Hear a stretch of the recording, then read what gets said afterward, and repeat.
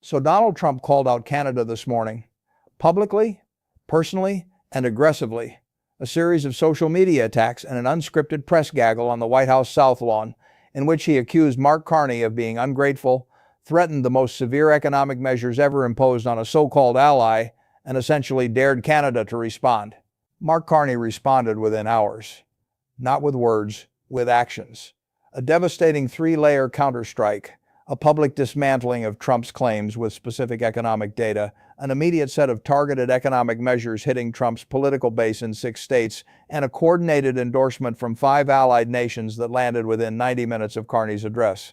By the time Wall Street closed, the markets had delivered their verdict. Carney won, and it wasn't close. But the real story isn't the policies or the market reaction. The real story is what this exchange revealed about the two leaders. One came with insults. The other came with a plan. One improvised at a press gaggle at 8 in the morning. The other deployed a preloaded response package that had been war-gamed, coordinated with allies, and calibrated to inflict maximum political damage at minimum economic cost. This wasn't a fair fight. This was impulse versus preparation. And preparation won in straight sets. Warren Buffett's assessment of this exchange was the most pointed commentary on leadership he has delivered in the entire trade conflict. What he said about the difference between leaders who react and leaders who anticipate, and what that difference costs a country in credibility and market confidence and in international standing, is something every voter needs to hear. Subscribe now. Here's how the day unfolded. At 6:30 a.m. Eastern, a pre-recorded interview with Mark Carney aired on Canadian morning television. Segments were picked up immediately by American cable networks. In the interview, Carney calmly discussed Canada's trade diversification progress, the new agreements with the EU, Japan, and the UK, the energy infrastructure under construction on both coasts, the allied partnerships that have reshaped Canada's economic architecture over the past 2 years. It was measured, professional, and entirely routine for a prime minister updating the public on economic policy. Then Carney said the line that changed the day. Canada's economic future is no longer hostage to the decisions of any single trading partner. We have built a resilient, diversified, sovereign economy, and we did it in less than 2 years. Hostage. Single trading partner. The words were calibrated to describe reality, but Trump read them as a direct personal insult. He heard, "You don't matter to us anymore." And he reacted exactly the way Carney's team predicted he would. At 7:15 a.m., Trump started posting. 6 posts in 45 minutes, each one angrier and less coherent than the last. The first called Carney the most UN-grateful leader of any country and declared that Canada would be nothing without America. The second accused Canada of ripping off the United States for decades and expressed outrage that its PM would go on TV to brag about it. The third threatened the most severe economic measures ever imposed on a so-called ally, a threat with no specifics and no parameters, the kind of open-ended commitment that constrains the person making it far more than the person receiving it. The fourth, fifth, and sixth posts devolved into personal attacks on Carney, his Goldman Sachs background, globalist banker, his years running the Bank of England, he's not even really Canadian, his economic record, Canada's economy is a disaster. 6 posts, 45 minutes, 0 policy specifics, 0 coordination with advisors, 0 consultation with the economic team, the trade policy staff, or the diplomatic corps. Pure impulse, channeled through a phone at 7 a.m. on a Tuesday morning, and each post backed the president further into a corner, because every public threat demands a follow-through, and none of these threats had been vetted by the people who would need to execute them. At 8 a.m., Trump stopped for cameras on the White House South Lawn before departing for an event.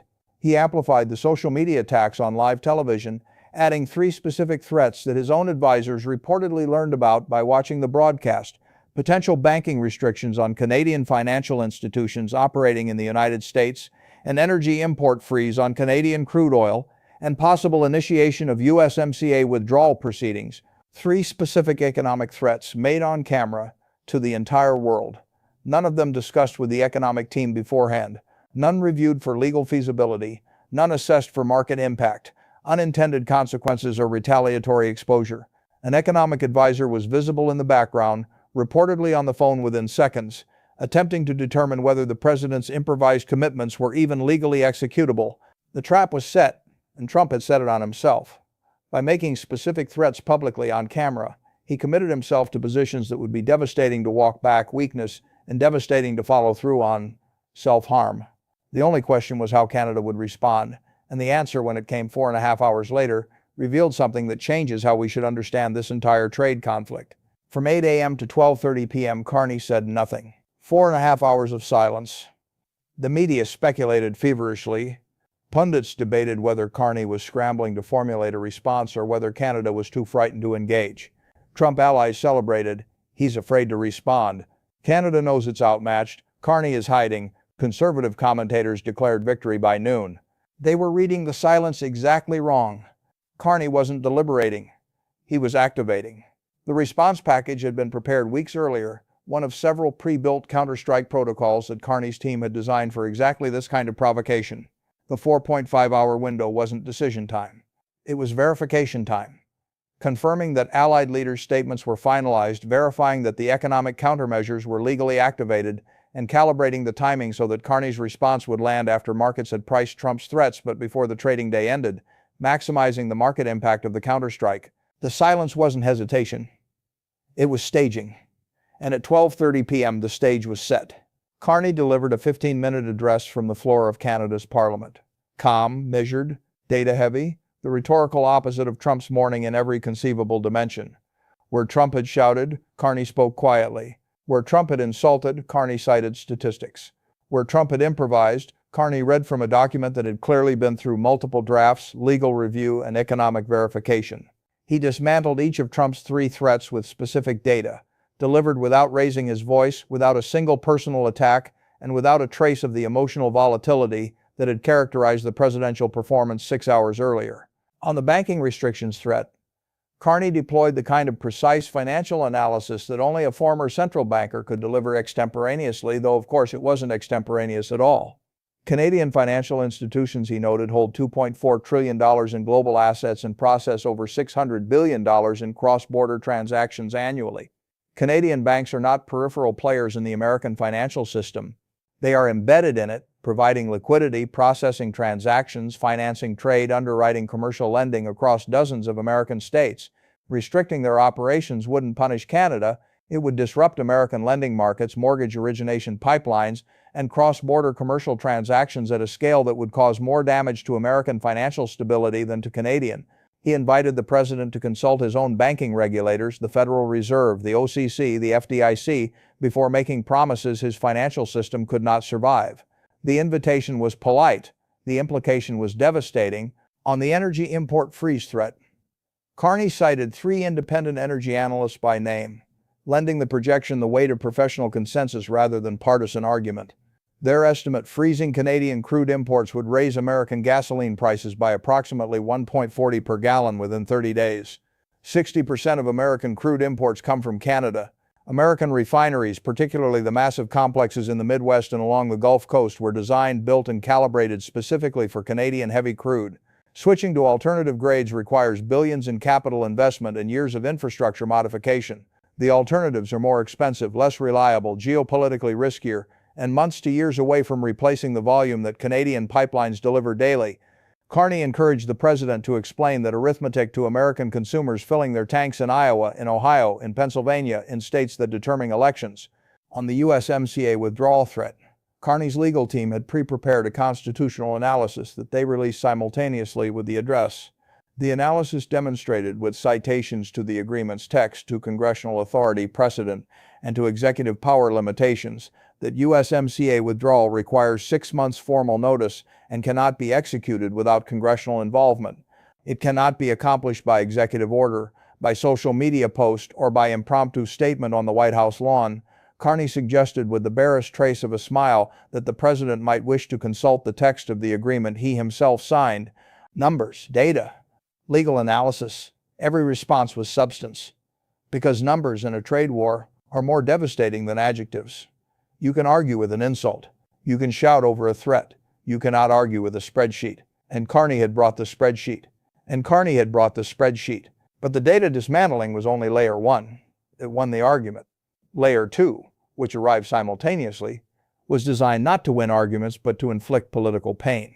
The kind of pain that makes phone lines ring in congressional offices and forces internal pressure on the White House from its own coalition.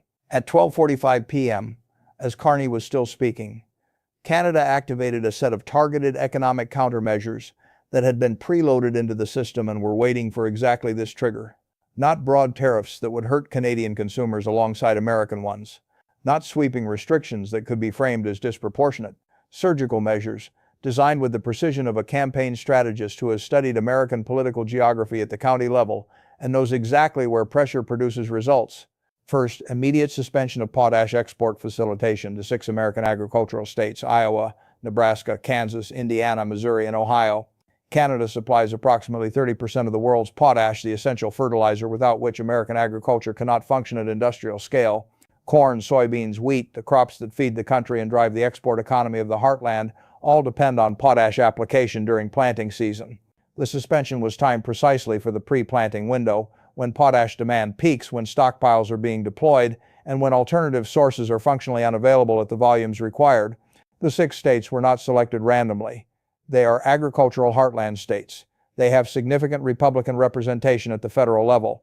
Their senators face re-election pressure from farming constituencies who will feel the potash restriction not as an abstract trade dispute, but as a direct, tangible dollars and bushels threat to their planting season and their livelihoods. Second, formal notice to 3 major pipeline operators that capacity allocation reviews would be initiated, with priority shifting toward Pacific and Atlantic export commitments over U.S.-bound flows. This was not an announcement of future planning. This was an operational signal that the energy redirection everyone had been discussing as a long-term strategy was becoming a near-term reality. American refineries dependent on Canadian crude, and there are dozens of them across the Midwest and Gulf Coast, faced immediate actionable uncertainty about their supply continuity. Refinery operators who planned purchasing months in advance suddenly faced a variable they couldn't model: how much Canadian crude would be available next quarter. Third, Canadian pension funds and institutional investors received accelerated government guidance to continue and deepen the sovereign risk diversification process, the organized, systematic redirection of Canadian institutional capital from concentrated American holdings toward diversified global positions. Over $400 billion in stable, patient, long-term capital that American financial markets depend on for depth, liquidity, and stability. Capital that anchors bond markets, supports real estate valuations, and provides the institutional backbone of equity markets, now moving faster toward London, Tokyo, Frankfurt, and Sydney. Every measure targeted a constituency that Trump needs. Agricultural states that vote Republican. Energy-dependent communities that anchor Republican coalition politics. Financial markets whose stability affects every American's retirement account and home value. And every measure was designed to create not generalized pain, but specific, attributable, politically consequential pressure in districts where Republican office holders would feel it immediately and personally. Carney didn't retaliate broadly. He retaliated precisely. And the precision was the message: we know exactly where it hurts. We can calibrate the pressure to the pound per square inch. And we had the measures loaded and ready before you woke up this morning. The difference between retaliation and strategy is targeting. Retaliation hits the other side, strategy hits the other side's voters. Then Layer 3 landed. Within 90 minutes of Carney's address, 5 Allied leaders issued public statements. The UK called Canada's response measured, and the American provocation counterproductive. Japan reaffirmed its binding commitments with Canada. The EU invoked the principle that trade disputes should be resolved through dialogue, not threats. Australia reaffirmed its strategic partnership with Canada. South Korea expressed serious concern about unprovoked economic threats against allied nations. 5 statements. 5 allied nations. 90 minutes. That kind of coordination does not happen spontaneously. It does not happen in real time. It happens when allied leaders have been briefed in advance, have approved their statements weeks earlier, and are waiting for a signal to release them. Carney's team had called those governments before Trump's call-out and said, when this happens, and it will happen, here is what we need from you. And when it happened, the coalition responded exactly as planned. The call-out that was supposed to isolate Canada instead isolated America. Trump challenged one country and found himself criticized by 6. Trump thought he was starting a fight. He was walking into an ambush. Carney had been waiting for this call-out, had identified the scenario, built the response package, coordinated the allies, loaded the economic countermeasures, and calibrated the timing.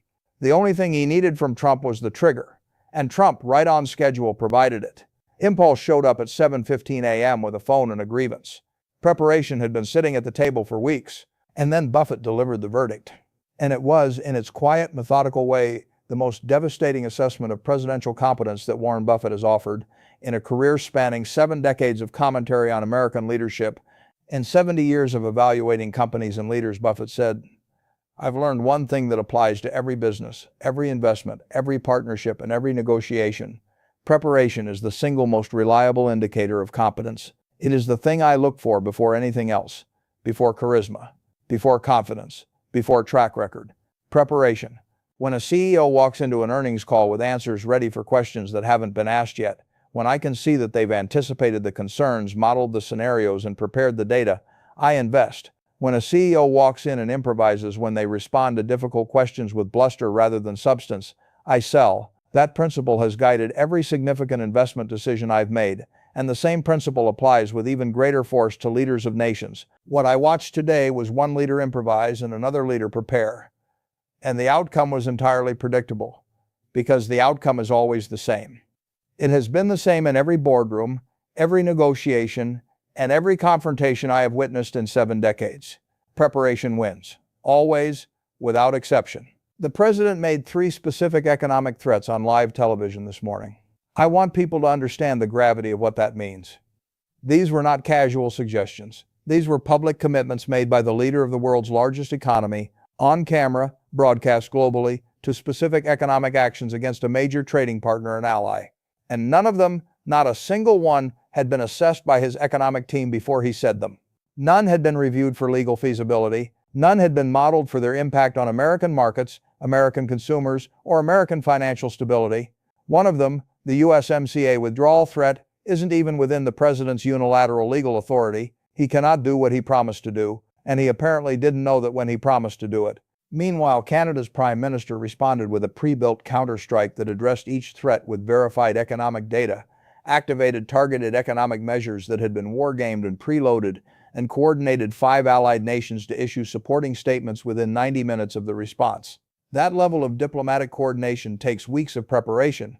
You cannot get 5 heads of state to issue calibrated public statements in under 2 hours without having secured their agreement, finalized their language, and arranged the timing well in advance. It means Carney's team had identified this exact scenario, a public provocation followed by specific impulsive threats, had built the complete response package, had secured the allied commitments, and had pre-positioned every element to deploy within hours of the trigger. One leader woke up angry and started posting at 7:15 a.m. The other leader had been planning for this moment for weeks. The market read the difference instantly, and the market, in my considerable experience, is almost always right about competence. It is the most honest evaluator of leadership that exists. On the market's verdict specifically, Buffett was precise. Markets are the most honest judges in the world. They don't have political affiliations. They don't carry water for either party. They don't have loyalty to any leader or any country. They assess competence and they price it. That's all they do. Today they assess 2 leaders in real time, across a 12-hour window, with complete information about what each one said and did. One leader was priced as a risk factor, a source of unpredictability and impulsivity that destabilizes markets, undermines confidence, and makes long-term planning impossible. The other leader was priced as an asset, a source of strategic clarity, diplomatic competence, and operational preparedness that stabilizes expectations and rewards patient investment. The market knows the difference between a leader and a performer, between governance and theater. Today, the market made its assessment clear, and the assessment is reflected in every price movement from this morning's open to this afternoon's close.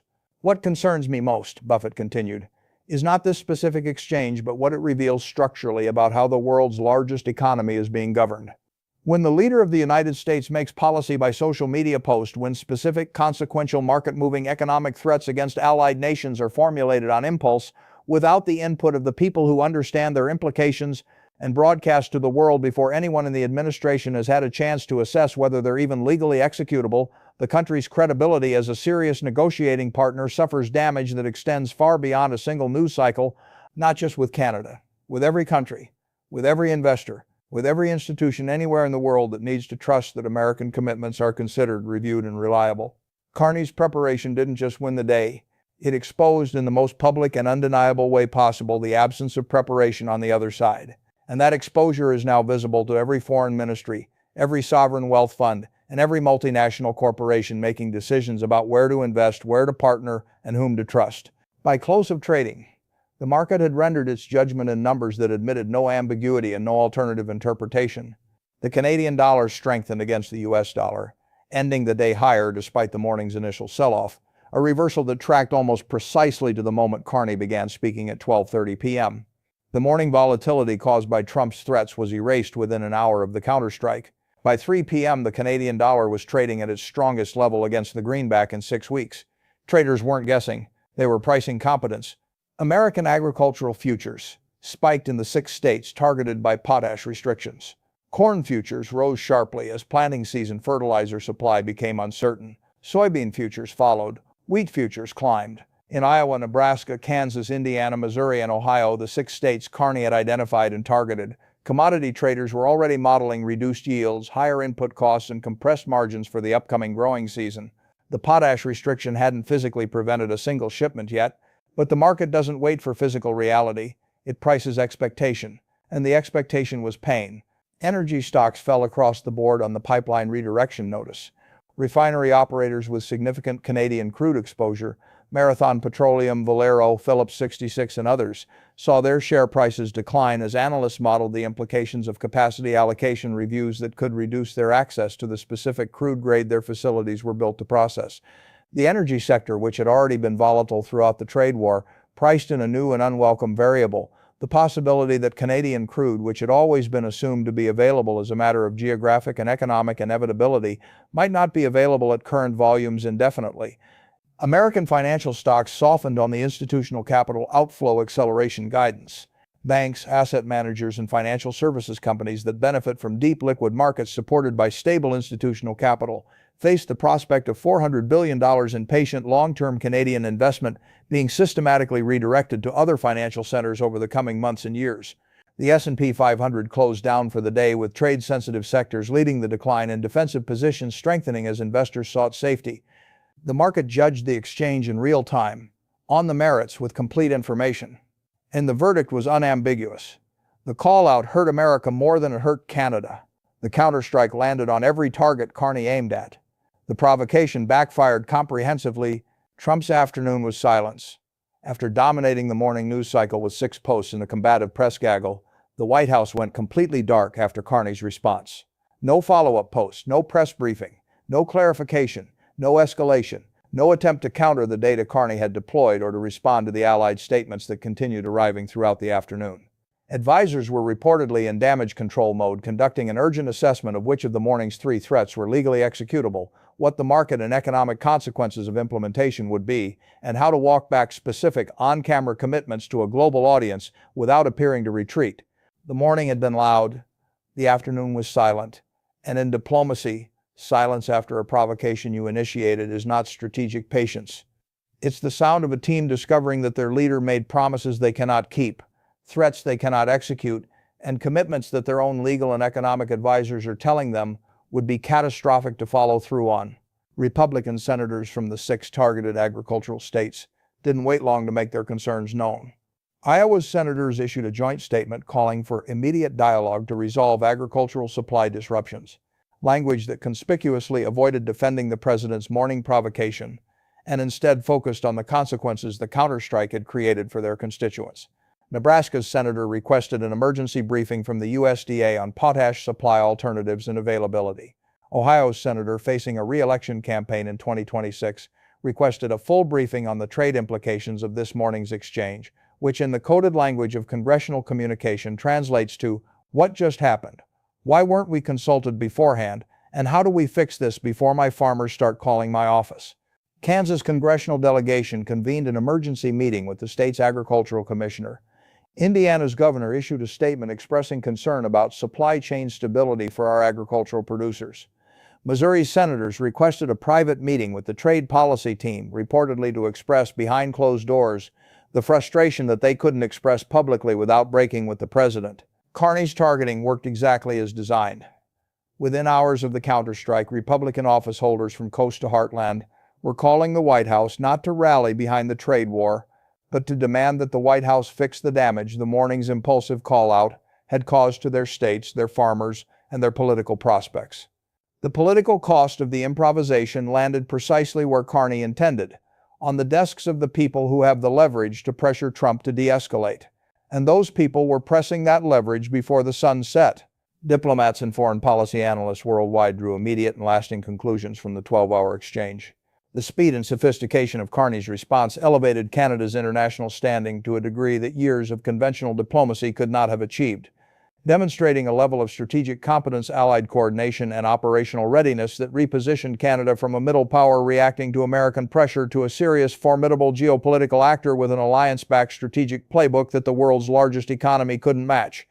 The impulsiveness of Trump's provocation, by contrast, reinforced every concern about American reliability, American predictability, and American leadership quality that the trade war had already created and that every allied capital had already been quietly discussing.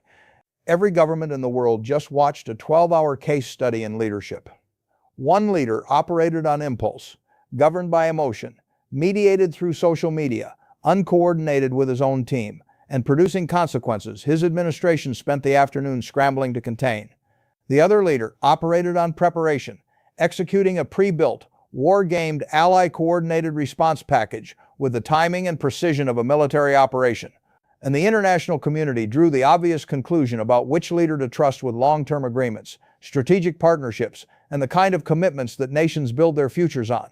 This morning, Donald Trump woke up, saw something on television that made him angry, and decided to call out an entire nation.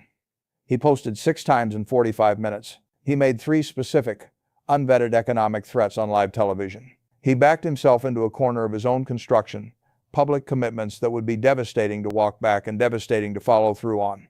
He did all of this without consulting the people on his own team who would need to assess, implement, or survive the consequences of what he was promising. By lunchtime, that nation had dismantled his threats with data so specific and so precise that no credible rebuttal was possible. It had activated surgical economic countermeasures targeting his political base in 6 states, measures calibrated to create maximum political pressure with minimum economic self-harm. It had coordinated 5 allied nations to issue statements that isolated America diplomatically within 90 minutes. And it had won the market's verdict by close of trading, Canadian dollar up, American agricultural futures spiking, energy stocks falling, financial stocks weakening, S&P 500 down. By evening, Republican senators from the targeted states were calling the White House to demand damage control.